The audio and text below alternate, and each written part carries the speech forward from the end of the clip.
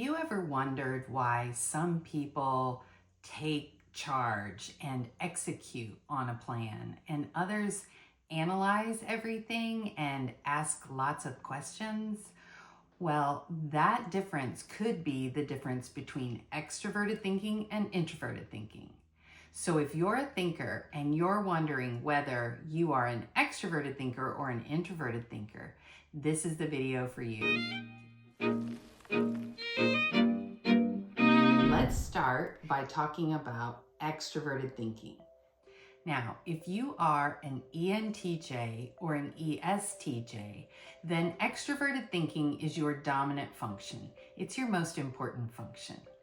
If you are an INTJ or an ISTJ, then extroverted thinking is your auxiliary function. It's your second most important function. Now, what do those four types have in common other than being thinkers?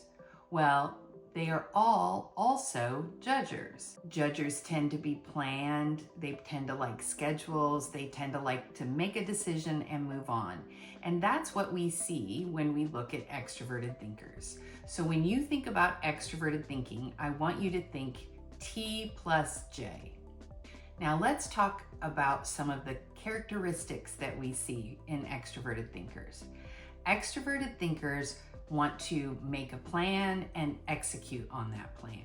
They are all about objective logic, and they take that objective logic and they apply it to the external world. And so they're really good at making logical, analytical decisions that are based on objective evidence. Also, extroverted thinkers want to organize things. They want structure, and that's that J really influencing their T. Extroverted thinkers are great at delegating. They make really quick decisions and they drive to a conclusion. So if you have an extroverted thinker on your team, they're going to be pushing for a decision, for a solution to a problem. Now, another thing that's important to note is that extroverted thinkers are all about metrics and measurements. They really want to be able to quantify whether they are, really getting close to achieving that goal. Extroverted thinkers love deadlines. They like benchmarks, and they are much more likely to trust tried and true methods. If we've done this before and it worked, then let's stick with that. Okay. Now let's talk about introverted thinkers. And introverted thinkers obviously are going to be the opposite. But let's talk about which types have introverted thinking as their dominant or their auxiliary function. So if you are an INTP or an ISTP, then introverted thinking is your dominant function. Most important, like we said. If you are an ENTP or an ESTP, then introverted thinking is your auxiliary function. It's that second most important function. In addition to all being thinkers, they are all also perceivers. And so that P, that perceiving, really impacts what introverted thinking looks like. So what does introverted thinking really look like? Well, it looks like iteration and repetition and refinement. And that is because what introverted thinking is really looking for is precision. They are going to take an idea or multiple ideas and they're going to analyze it, and they're going to go really deeply into those ideas.